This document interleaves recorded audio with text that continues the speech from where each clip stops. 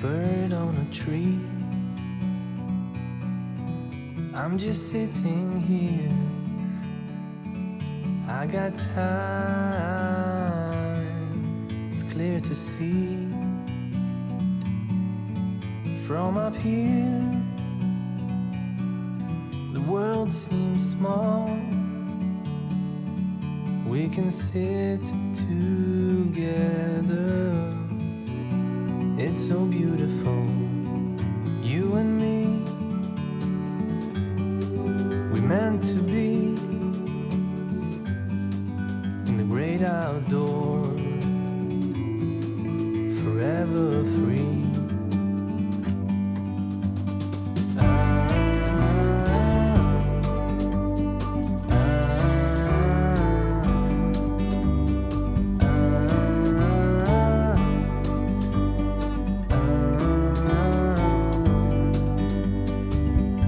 Sometimes you need to go and take a step back to see the truth around you. From a distance you can tell.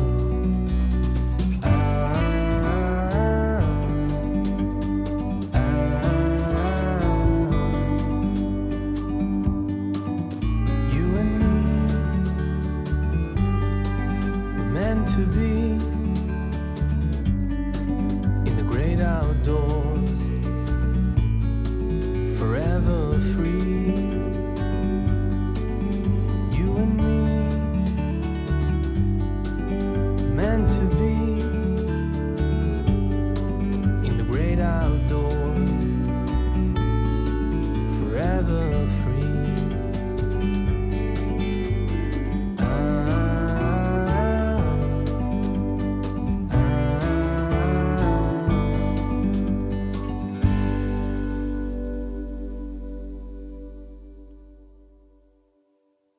여럿을 낳았지만 김창룡이라는 사람이 판소리의 명창이 되거든요. 그래서 일제강점기에 아까 말씀하신 근대 오명창, 근대 시대의 일제강점기에 오명창에 손꼽는 이가 바로 김창룡이죠. 근데 김창룡과 함께 동문수학했던 아버지 김정은의 동문수학했던 사람이 그 서천 출신의 이동백이에요. 그러니까 이동백과 김창룡은 나이 차이가 6살 나지만 이 둘이 조선의 5대 근대 오명창에 꼽히는 탑2인 거죠. 그러니까 그때만 해도 일제강점기 때만 해도 아까 선생님 마음에 한이 서인 말씀하셨듯이 충청도가 뭘 못할까 잘했어. 지금 와서 부대접이지. 왜 부대접이야? 우리 스스로가 안 했으니까. 우리 스스로가 좀 드러내고 좀 세력도 만들고 어떻게 했었는데 다 뺏기고 솔랑솔랑 가는 내비도 하다가 싹 뺏겼지. 내비도 하다가 어쨌든 그래서 김창룡이 그 장학에서 태어나가지고 근데 오명창이 되는 과정이 굉장히 드라마틱하고 멋있습니다. 근데 오늘 여기 결성 오셨잖아요. 결성에 오면 두 군데의 판소리 명소가 있습니다. 제가 알기로 첫째는 교수님 말씀하실 때 최초의 명창이라고 판소리계에서 최초의 명창이라고 바닷가 조선창사에 딱 명시가 되어 있는 결성 최선달. 이 결성 최선달. 그 또 한 인물은 아까 얘기한 근대 오명창에 속하는 김창룡이 결성에 살았다는 겁니다. 그거에 대해서 조금 설명을 부탁드립니다. 아니 명창들은 원래 한 군데서 오래 안 살아요. 돈이 되는 곳 따라서 포구 따라서 시장 따라 움직여요. 그러니까 당연히 장항이 그때 당시에 이제 근대 도시로 포구로 유명했기 때문에 먹고 살려면 그쪽 지역으로 이사를 갈 수밖에 없었을 것이고 거기 장항에 있다가 거기만 사신 게 아니고 여기 그 홍성에 용오리 560번지인가 거기로 이사를 오셨는데 거기도 그 뒤에 용오리 장터가 굉장히 크게 시장이 형성되어 있었어요. 거기에서 이제 뭐 소리판도 벌리고 또 제자도 기르고 이렇게 오래 하셨고 특히 홍성에서 계실 때 호적을 만들었어요. 김창룡 선생이. 그래서 거기 그 용오리 거기에서 김정근도 돌아가셨어요. 아버지 김정근 선생도 돌아가셨고 거기에서 모든 식구들의 호적이 이제 처음 우리나라가 그 호적 제도가 1905년쯤인가 생겼는데 이 홍성에 와서야 비로소 가족 호적을 다 만들었다는 거죠. 그래서 가족들이 다 정착하고 아버지는 거기서 돌아가시고 어머니도 나중에 그 홍성에서 돌아가셨어요. 용오리에서 돌아가시고 김창룡과 그 아들들이 나중에 서울로 이사가서 나중에 서울에서 이제 작곡을 하시는데 이제 홍성이 아무래도 살기 좋죠. 장도 발달하고 여기 결성 지역에서도 마찬가지로 예전까지 폭우가 크게 있었고 그래서 살기 좋은 곳으로 이사를 오셔서 서울하고 왔다 갔다 하면서 계셨을 것 같고 저는 이제 김창룡 얘기를 많이 했으니까 우리가 궁금한 동생이 하나 있는데요. 김창룡에게 유명한 동생 김창진이 있었어요. 근데 김창진도 소리를 굉장히 잘했는데 이 김창진의 심청가가 지금 박동진 선생 심청가로 전승이 됐거든요. 그래서 김창진에 대해서 저는 그 호적이 발견됐길래 김창진이 어딨지? 봤더니 호적이 없는 거예요. 김창룡 그 가게만 있고 그래서 이거는 서편지 소리로 돌아서서 집안을 쫓겨났다 혹은 악편을 해가지고 쫓겨났다 혹은 뭐 기타 서울에서 좀 풍기문란을 일으켜서 집안에서 쫓아냈다 뭐 이런 설들이 여러 가지가 있는데 일단 공식적인 호적에서도 발견을 못했어요. 근데 그 이유도 저는 지금은 잘 모르겠지만 그래서 이제 서울에서 활동을 하다가 내려와서 죽을 때까지 있었던 곳이 서천군 판교였거든요.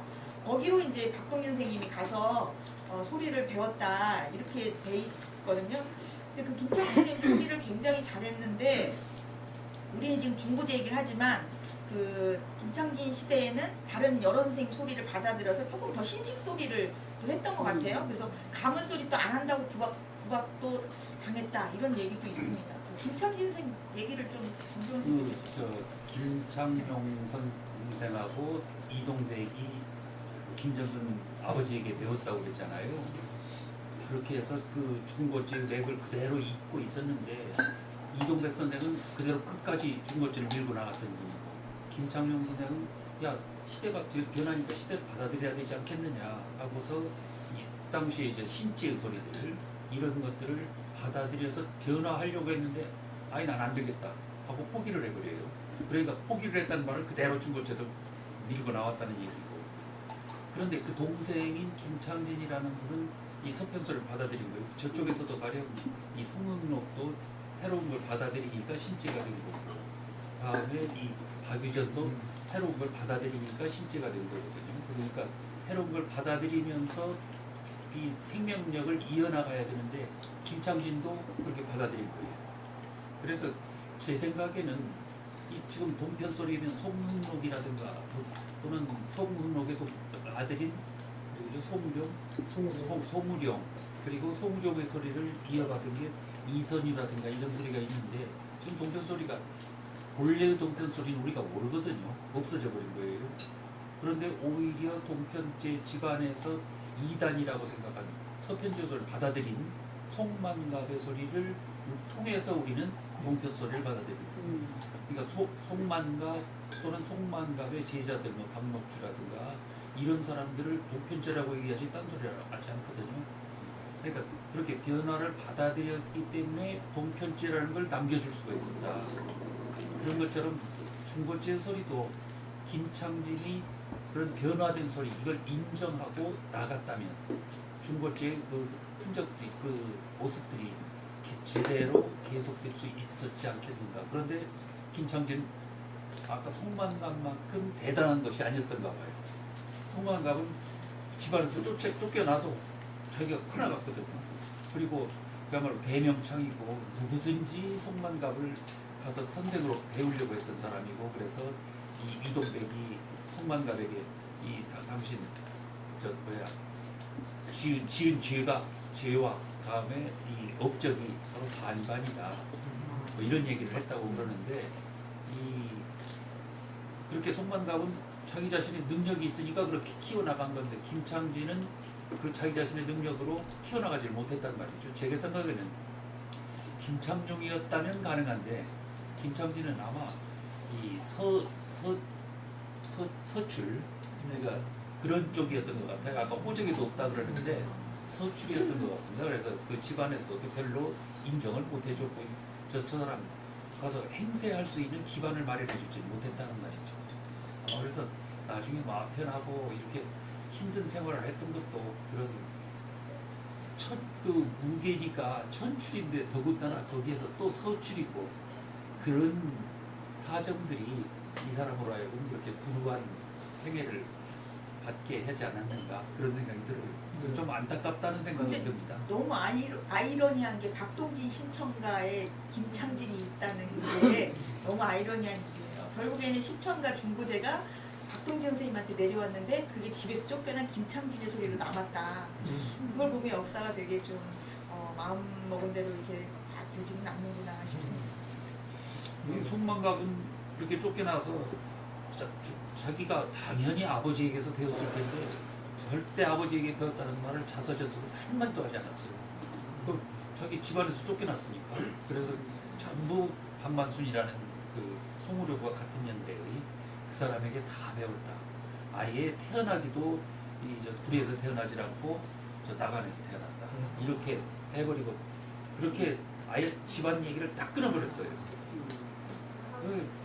그런 사정 때문에 박동진 선생도 자기 죽었지 아니다 네, 하고 맞아요. 딱 잘랐던 건 아닌가 그런 생각도 들고. 왜냐면 살아남아야 되니까 중고제 소리를 한다고 하면 아무도 인정을 안 해주니까 당시로는 내가 중고제 소리를 이어받았다는 말씀을 좀 내놓고 못하시지 않았나 이런 생각이 들어요.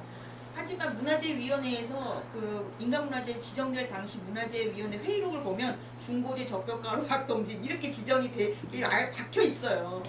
그런데 이제 나중에 활동을 본인 소리로 많이 하셨으니까 그런 것에 조금 더 벗어나게 실제로 본인도 노력을 하지 않았겠나 저희 그런 생각하는 거죠. 박동진 선생님 공주 사람 아니에요? 네, 맞아요. 그러니까 그러면 저는 태생의 문제 저 항상 얘기할 때 3살 버릇 8까지 간다 그러는데 말소리도 그런 것 같습니다. 그 대학 다니고 이럴 때에는 저 서울 올라가가지고 저 대학 다닐 때 여기 사투리 별로 안 썼죠.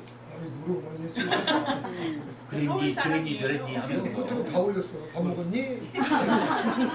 그런데 나중에 이제 나이 40, 50, 60 되면 다시 본 상태로 돌아가 버리거든요. 그 예를 잘 많이 드는 게 그 김영삼 대통령, 김대중 대통령 이 양반들 처음 40대 기술원 얘기할 때 나와서 연설하고 그럴 때 사투리 안 썼습니다. 사투리 안 썼는데 나중에 아주 징하게 쓰지 않았어요. 그런 것처럼 확실히 강간도시를. 그래서 이 자기 태생 소리 이건 귀엽고 드러나게 돼 있다. 뭐 남중지출, 주머니 속에 그 순보처럼 그렇게 반드시 드러나게 된다 생각하는 것이 이 임방울이라든가 또는 그 정광수라든가 서편제 소리거든요. 이 사람이 동편 아주 확실한 동편제인 유성준에게 가서 배워요. 그래서 수군가라든가 배워오는데 유성준에게 배웠으니까 동편제냐? 이 사람이 가지고 오면서부터 바로 바뀌어져 버리거든요. 자기 소리로. 그래서 이 강도근 선생 같은 경우는 유성준한테 가서 배우는데 어찌나 유성준이 잘못하고 그러면 패고 두들기고 폭력적이어서 도저히 못 그래서 흉터가 많아 죽을 때까지 가지고 있었던 흉터가 그때 맞아서 그렇다고 그래요. 그러니까 그 견디질 못하고 그냥 중도에 고만둬 버렸는데 아무래도 그 소리는 이어야 되겠다 싶어서 임방울한테 쫓아가서 그 부분을 이었단 말이에요. 이었는데 그 강동원 선생이 하는 말이 임방울에게 배우자마자 내 소리로 바꿔버렸다 그랬거든요. 그러니까 자기 이 사람은 남은 사람이니까 남은 소리로 바꿔버렸다.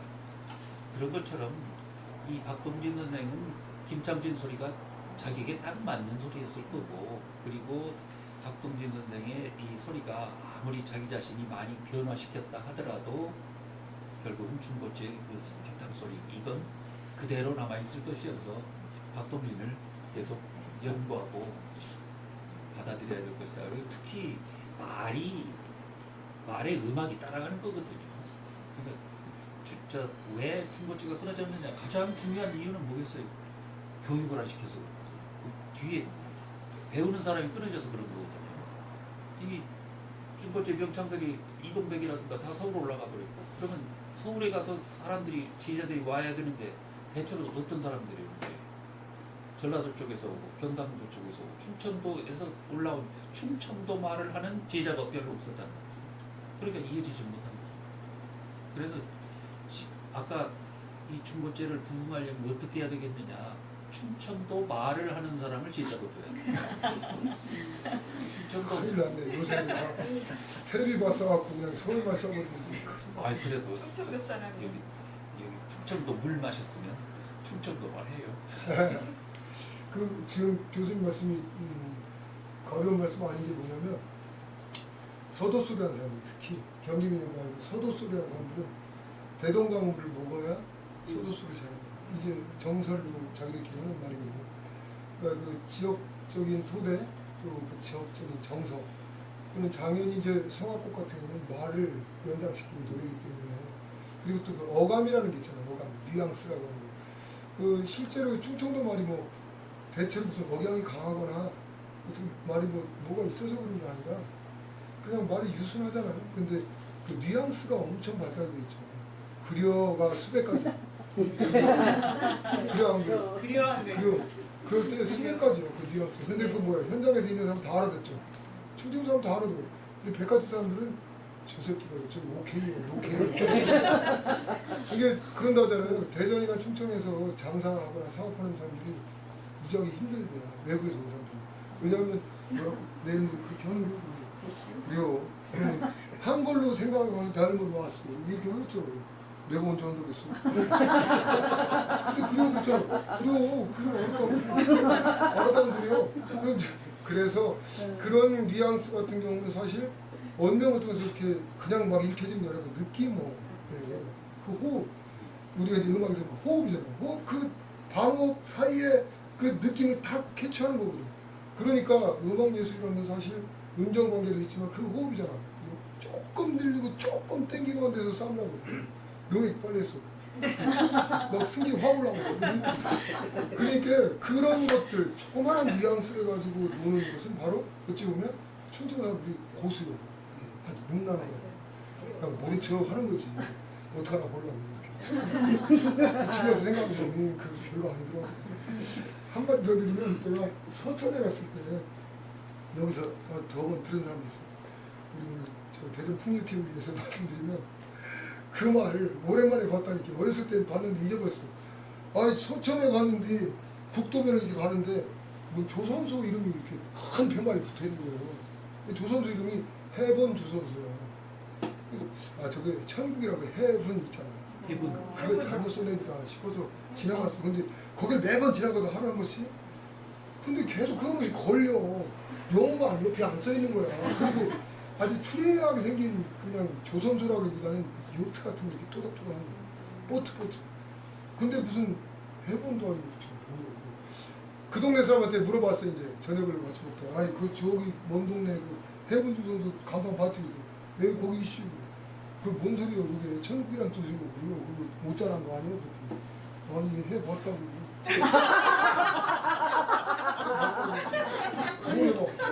뭐야? 해본 집이라고. 그때 알았어. 그렇지. 옛날에 그렇게 말했지. 우리 잘해요. 그런 말 안 해요. 절대 아까 명침는 전하잖아요. 이렇게 자세하는 짓을 안 하거든요. 충청도. 그러니까 그냥 해봤다고. 그러니까 그게 지금 잘하는 거예요. 아이고. 어디 가서 어른들이 옛날에 가서 기억해보니까 해봤다. 그 집 뭐 음식점이든지 옷집이든지 가서 거기 잘해요? 음식 잘해요? 할만하대? 뭐 해볼만하대? 뭐 이렇게 잘하대? 이 소리 참 인색해. 잘한다고 그런 말. 그렇게 직접적으로 안 하고 해봤다더라 그러면 그건 좀 하는 집. 우리 말도 그렇잖아요. 해본 집이고 하는 집. 해본 집.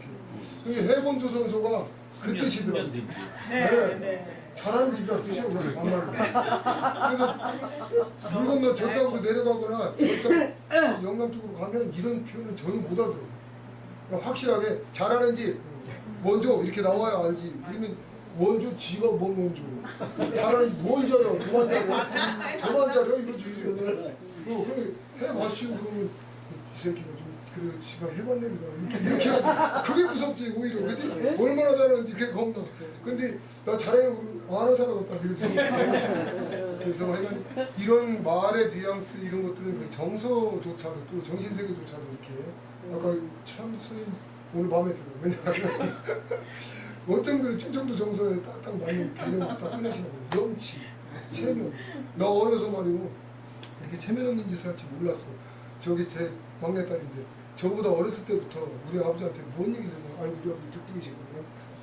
하늘에서 아니 저 어린애가 뭐 이렇게 하다가 좀 이거 이렇게 한다든지 이러면 야 이마 조심성 없이 요 말하고 체면 없이 야 이마 체면 없이 체면 없이란 말이 아니라 바짝 쫄아 뭘 어떻게 할 수가 없어. 그리고 뭔 얘기가 이제 누구 어머니 아버지끼리 말씀하실 때 자기 갔다 오든지 누가 뭐 해서 뭔가 그 사람 이게 힐난할 일이 있잖아. 염치 없는 그 사람 염치 없어. 염치 없는. 또는 체면 없어. 체면 없이 뭐 하는 짓이야. 이 말은 무지하게 무서운 말이야.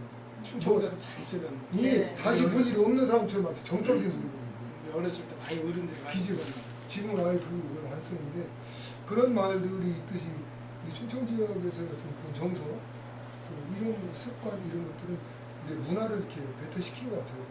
그래서 아까 선생님들 이렇게 연주하시고 설명 들어보니까 같은 풍류에도 대전 풍류 같은 경우는 좀 더 졸박하고 소박한 맛이 있다. 그리고 좀 그 뭐랄까 화려한 꾸미 같은 것을 절제하는 맛이 있고 그 화려하지 않으니까 뭐가 낙후됐다. 이렇게 보는 시각들은 상당히 후진 시각이에요, 솔직히. 네. 그 감추어진 미학이라는 게 있잖아요. 그 여백이라는 게 있고, 아까 문이라 말씀드렸는데, 문이라가 그 바로 여백을 충분히, 그리고 그 정신의 골수만 딱 드러내는 그런 것이기 때문에 오늘 우리가 풍류음악과 중고재반 소리로 오늘 제가 곡 선택해서 오늘 밤새고 소리를 하고 싶은데, 다음에 대전으로 갈 사람. 예, 이런 것들 맥락을 보면, 아마도 김성옥이 가곡을 연구하다가 지난주에 창시 창안했다 이런 얘기가 다 이렇게 결부돼서 생각해보면 우리의 음악이 결코 무색무취한 그 매력 없는 그런 음악이 아니라 이 충청권의 음악이라는 전통음악이 일정 정도 독자적인 독창적인 자기 세계를 구축하고 있다는 건 분명하다. 무색무취가 아니라 이 우리만의 어떤 색깔을 감지하고 있지 않나. 그 색깔을 잘 발굴해서 드러내는 작업들이 지금은 전통시대가 아니니까 의도적으로 해야 되는 작업이 되어버렸고 그리고 그것을 더 확산시키는 것이 마치 사명감처럼 되어버렸고 그리고 그 전승을 보존시키려고 하는 노력이 개인의 희생처럼 되어버려요. 이런 매우 이상한 지경이 되어 있지만 이거는 우리의 과오가 아니라고 생각해요. 이건 역사적 반전, 뭐 사회환경의 변화 이에 따라서 벌어진 결과이기 때문에 우리 음악인들이 함께 이렇게 모여서 또 연구하시는 연구자들께서 이렇게 모여서 함께 늘 이렇게 아까 선생님 말씀하신 풍류방 정신, 이 시도방 정신, 음악을 하는 사람들끼리 모여서 절기에 한 번이라도 아니면 봄, 여름, 봄, 가을로 한 2번이라도 그것도 힘들면 한 1년에 한 번이라도 모여서 이렇게 풍류를 즐기고 서로 심혈을 드러내는 자리가 됐으면 좋겠습니다. 나도 한마디만. 두 마디만 내가 오늘 질풍류 보면서 참 감동을 많이 받았거든요. 감히 앵콜 소리를 할 수가 없어서 제작벌 되는 우리 최 교수한테 한 번 더 드려야 되지 않을까 그랬는데 저는 질풍류를 들으면서 아까 우리 소리꾼도 그렇게 말씀하셨지만 무색무취라는 말을 쓰잖아요. 이 장자의 논리인데 무색무취하기 때문에 색깔을 받을 것입니다. 내가 비어 있어야 뭐가 들어오잖아요. 그러니까 지금 선생님들이 갖고 있는 그 무색무취한 것이 장점이라고 생각하지 단점이라고 생각 안 하거든요. 그래서 그런 속에서 아까 그 새로운 신재를 받아들인 것처럼 선생님들 나름대로 거기서부터 출발해서 무색무취에서 출발해서 색깔을 받아들여요. 어떤 색깔을 받아들이는데 이 무색무취가 의미가 표현할 수 있는 색깔을 받아들여야 되는데 이걸 버려버리고 이걸 받아들여버리면 곤란한 거죠. 난 그 충청도의 줄풍류의 모습이 우리 충청도를 잘 대변할 수도 있고 충청도의 음악을 정말 발전시킬 수 있는 그런 생각이 들어서 저는 오늘 정말 감사드립니다.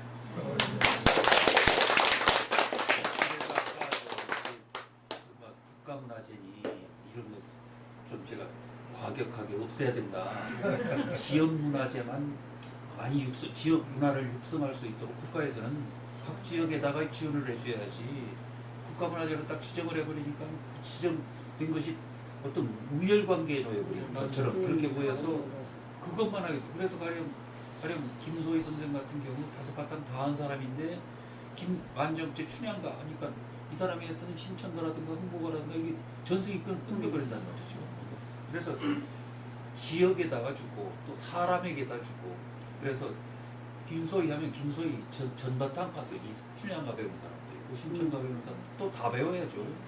그렇게 좀 다양성 있는 그런 그 문화 육성을 해야 된다. 그래서 중고제가 왜 나타나야 되느냐 하는 것도 제 생각에는 지금 동편제, 서편제, 뭐 보석소리니 이런 것만 딱 있으니까 그 별로 경쟁이 되질 않는 거죠.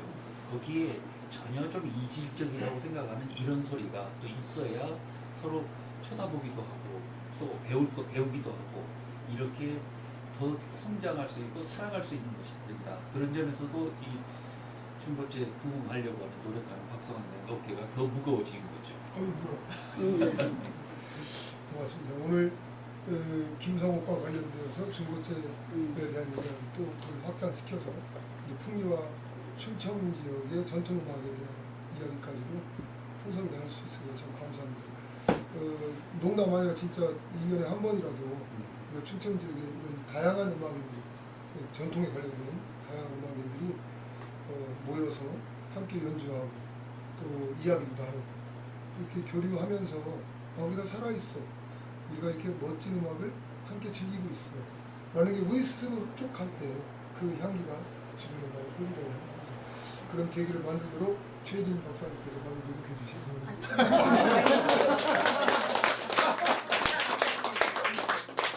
저는 중고제가 판소리에 국한되지 않는다고 생각합니다. 충청도 음악 자체가 중고제라고 하는 이 소중한 정체성을 갖고 있는 뿌리를 갖고 있다 이렇게 보기 때문에요. 연주하시는 많은 명인들 또 소리하시는 명창 여러분들 이렇게 충청도의 어떤 자긍심을 가지고 지금은 조금 어렵지만 줄풍기하시는 보존의 선생님들도 열심히 충청도 음악을 또 개발하고 또 새롭게 더 발전시켜 주시기를 바랍니다. 감사합니다. 인사를 가르면 한 말씀씩 네. 돌아가면서 간단히 네네네. 인사드릴게요. 네, 좋죠. 그런 거 너무 싫어요. 그냥 뭐 간단하게 하세요.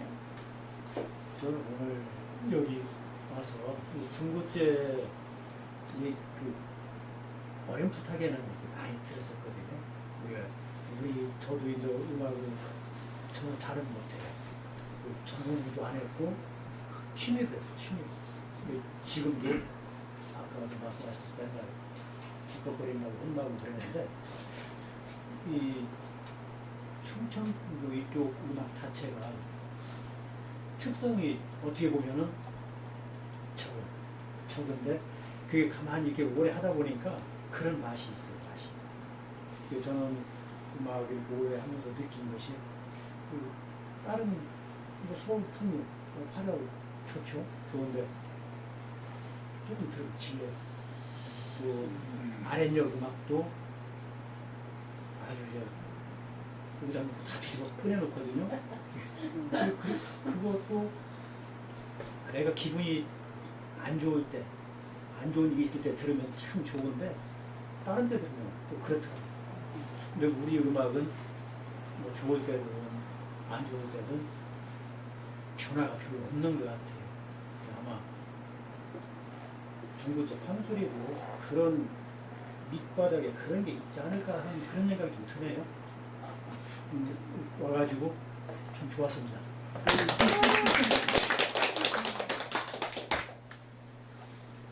저는 악기를 하는 사람이라 사실은 소리에 대해서는 잘 깊이 있게 공부를 안 했는데 오늘 여기 이 자리에서 중고제, 동편제, 서편제의 차이 이런 걸 조금 더 깊이 있게 공부를 한 것 같아요.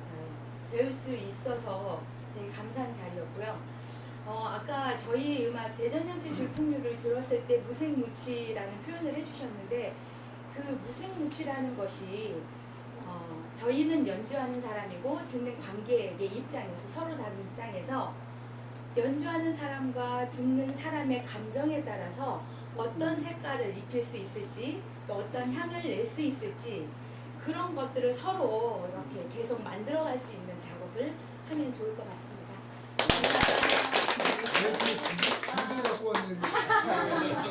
방송하는 거는 방송용인 거. 방송 리포트 했어요. 네, 우리 선생님. 네, 저는 그냥 연주만 하고 가는 거 이런 것도 생각을 하고 왔는데 여기 와서 또 이제 잘 마시면서 이렇게 얘기를 갖다 들으니까 참 굉장히 좋았다고 생각을 합니다. 말씀하신 대로 자주 이런 자리가 마련됐으면 좋을 것 같습니다.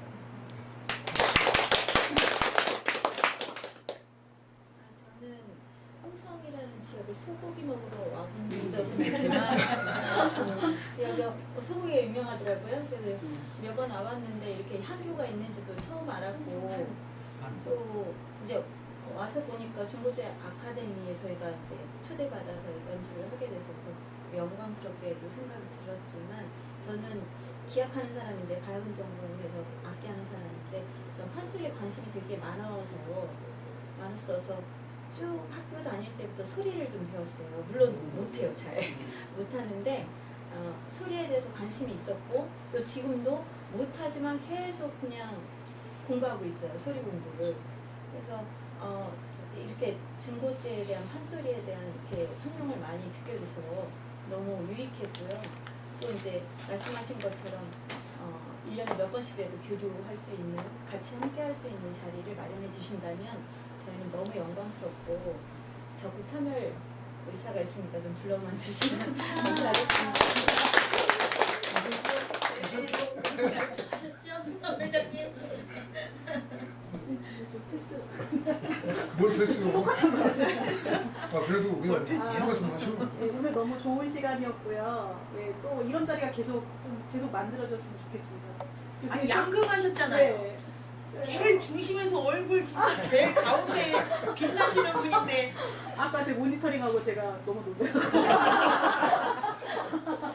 그 선생님들이 워낙 말씀을 잘하셔갖고 저는 이제 또 막내다 보니까 이거 조금 이거 양금 하기에 반했다는 분들이 많으셔서 감사합니다.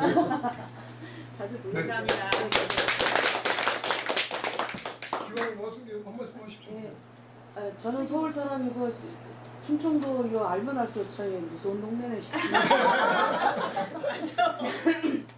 아니 뭐 아무것도 없는 것 같은데 또 여기 보면 또 어메 저런 게 있었어? 그럼 저기 보면 저런 게 있었어? 그럼 충청도 발견입니다. 저는 서울 사람이고 뭐 그래서 이 지역이 이게 살아야 그 문화 다양성 예술성이 사는 곳인데 참 사람들이 할 일이 많다 싶고 그리고 오늘 이 자리는 참 좋습니다. 이렇게 진짜 뭐 얼마나 기술자가 얼마나 기능만 발달해서 연주하고 이런 거는 지겹고요.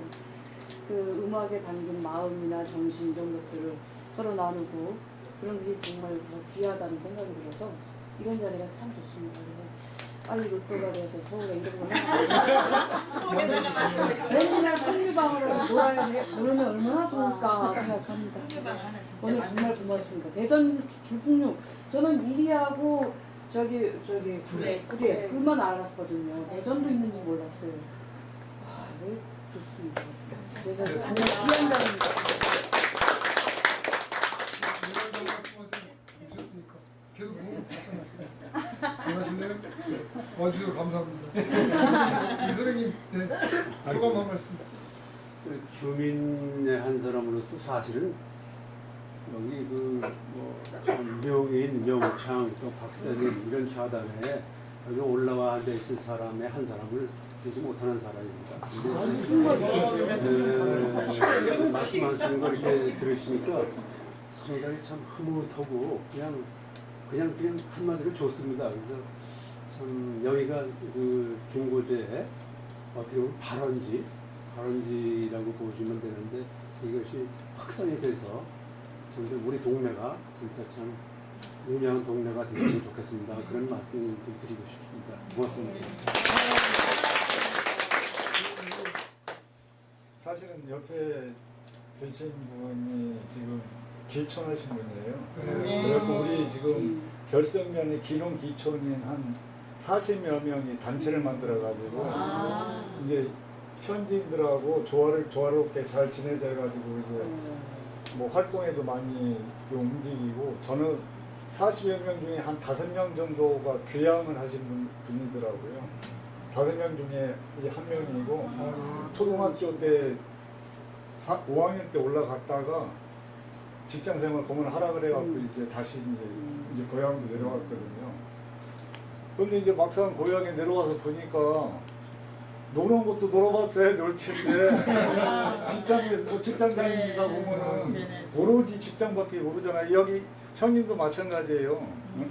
형님도 뭐 대기업 퇴직하셨던데 대기업이 뭐 보통 바쁘겠어요. 그러니까 오로지 직장밖에 모르고 이제 내려왔는데 향교를 통해 가지고 뭐 이거 뭐 중고제, 서편제, 동편제뿐이 아니고 문화, 역사부, 기타 인문학까지 뭐 전부 다 이렇게 좋은 프로그램을 만들어 주시니까 굉장히 고맙게 생각하고 나름대로 또 열심히 홍보를 하고 있는데 잘 못 알아듣는 분도 많고 그래서 많이 홍보도 하고 저희도 많은 도움을 좀 받고자 이렇게 열심히 쫓아다니고 있습니다.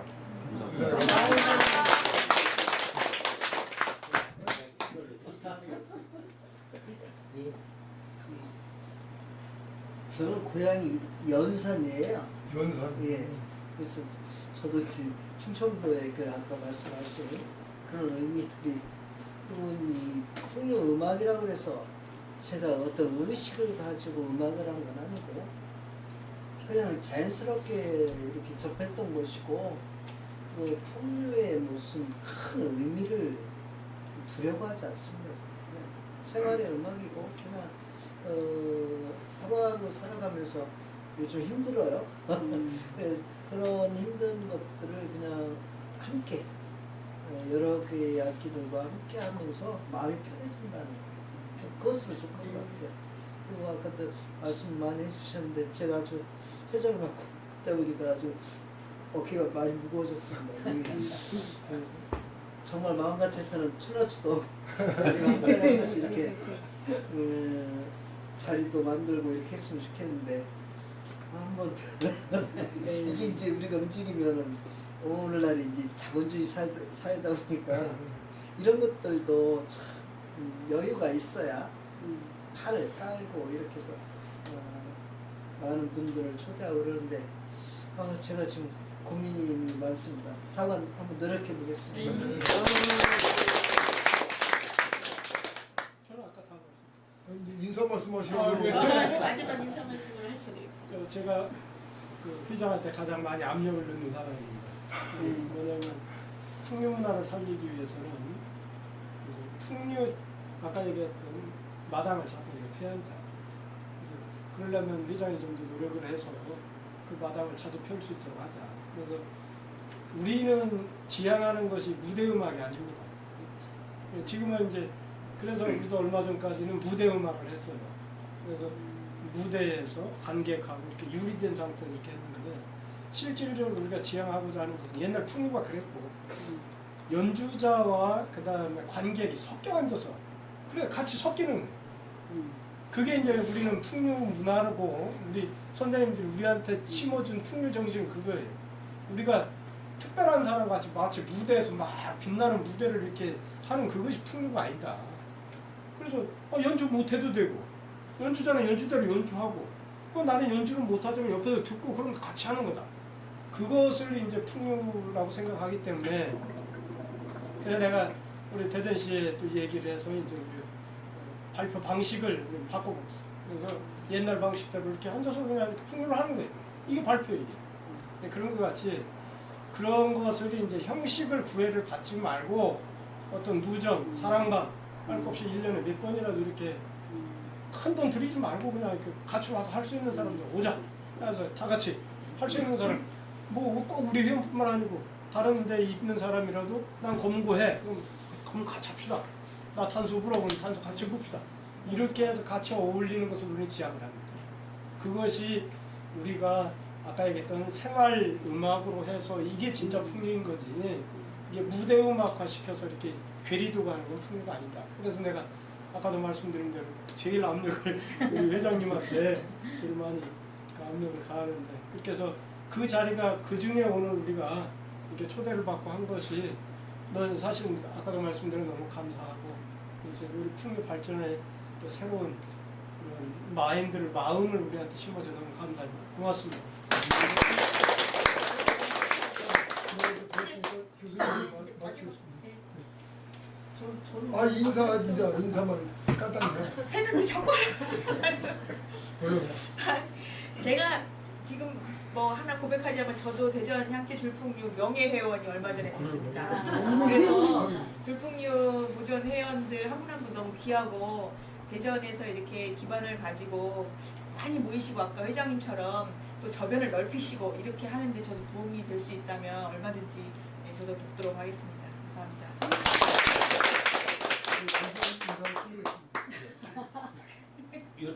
여러 어른들 말씀해 주신 거 이것이 모두 잘 이루어졌으면 좋겠고 저는 뭐 이 최혜진 선생님 오라면 오고 가라면 그 꼼짝없이 하고 있는 사람인데 좀 많은 일들 보람 있는 일들 버리시고 그리고 최 선생님 이렇게 저도 좀 불러주어서 얼굴 마주볼 수 있었으면 좋겠습니다. 오늘 아주 만나서 반갑습니다.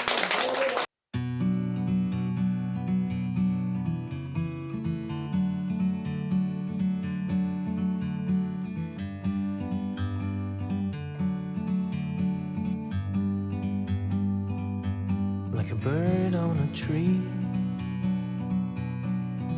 I'm just sitting here. I got time, it's clear to see. From up here, the world seems small.